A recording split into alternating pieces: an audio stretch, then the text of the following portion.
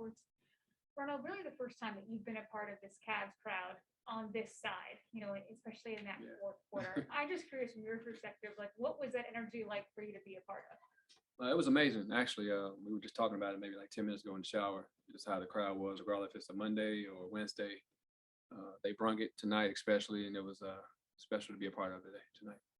Jetty and Kevin Love were just up here, and obviously their fourth quarter was ridiculous. They joked that they needed some oxygen potentially in that fourth quarter. I did as well. It was a moment I even asked JB. I looked over, we were on defense, and I saw Jetty down. I was like, well, it's not just me. And I asked him how many timeouts we had, and he knew right away that we all needed to breathe in the break. So kudos to him.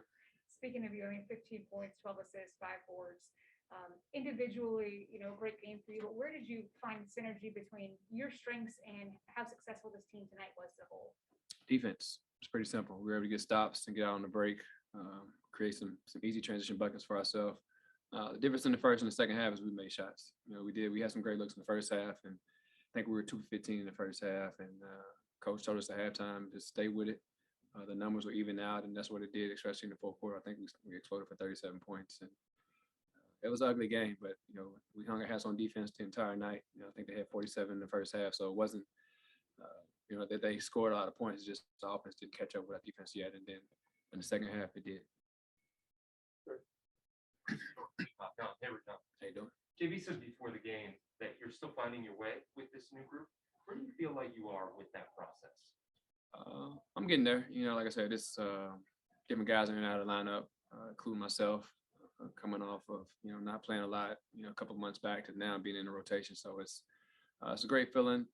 Still finding my rhythm and trying to get timing with the bigs, especially with the lob passes and rim running. I think Kevin and I are pretty good on the chemistry wise. Dean, as Jetty, playing off the ball, on the ball. It's just a matter of time. But like I said, no excuses. It's fun being here. Regardless of me finding my rhythm, we've been able to find wins, and that's what it's all about. For 7 years, you played against Caris LeVert. Cavs are acquiring him. What are your impressions of him, and where do you feel like he can help you guys? I haven't studied him much, but I know he can help put the ball in the hole. Tonight we were actually he was the first person that was on the scouting report, and I think he's coming off of 42 points, 19-26 from the field, 1-3, only a couple of free throws. So he's very efficient when the ball's in his hands, and he hasn't had a lob threat, I think, since he left Brooklyn. So I know he's a willing playmaker as well, and another guy that you can just put the ball in his hand and he can go make a play happen, and he can erupt for 40 or 50 any night. And having a guy like that on your team makes my job a lot easier, makes everyone's job a lot easier. And I'm sure he'll be happy to play with some rim threats. He's obviously coming from Indiana. No disrespect to the guys he's played with, but they're not 7 feet. He has 3-footers now, and along with a stretch 4 like Kevin. And playing for a coach like JB, I think he'll be in for a big surprise and excited to happen. Thank you. Ashley Bastock, Cleveland.com. Rajon, this was the largest comeback win for the Cavs so far this season, I guess, considering how many bodies you guys are down even at this point. Just what does it say about the identity of this team that you're able to come back from down 20 points? Coach says pretty much every game, grit and grind. And, obviously we got off to an ugly start, but this is the NBA and it's the game of runs. A couple of nights ago, we were up 17-0 against Detroit. So we knew just to hang our hat in there, and, with this crowd behind us, we were able to make a run and make some shots. I know this is always like a strange time of year around the trade deadline. I guess from a player's perspective, what are the keys to not losing focus, even though this is a weird week or a couple weeks going into Thursday? Well, I think you just control what you can control, regardless if your names in the rumors or not, or new guys on the team or not. It's just trying to come in and do your job, do your work, play for the name on the front and back of your jersey. Kelsey Russo, the Athletic here, Jock. Hey, how are you? That first quarter, JB was saying a lot of it was like he had to build you guys up versus sort of calming you guys down when shots are not going in, and even layups and stuff. So how do you guys work through that? And how do you see how you guys work through that? Sort of taking that, how JB was building you guys up, knowing those shots. Just continue to be positive with each other. Obviously continue to make one more pass, playing unselfishly and not trying to be hero or make the hero plays. Just continue to play amongst each other, play within ourselves, and stay positive.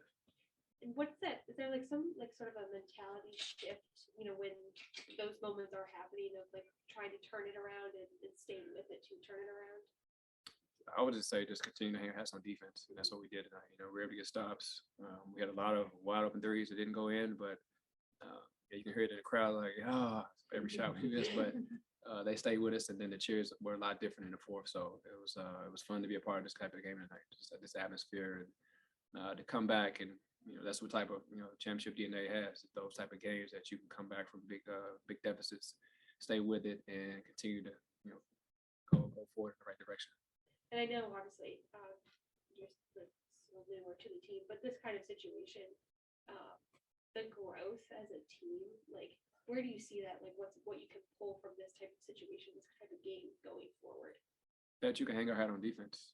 Like I said, when shots aren't going, things aren't going your way offensively, a couple turnovers here and there, but we're able to get back, get stops. Minus, they had a rude awakening.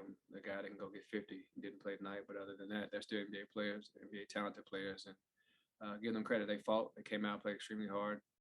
They pushed us tonight, which I think, obviously, with the challenge that we accepted, we got better tonight. On the right now, Akron Beacon Journal, just you're real familiar with the East. How do you feel about what you guys are building as far as being a competitor in the East?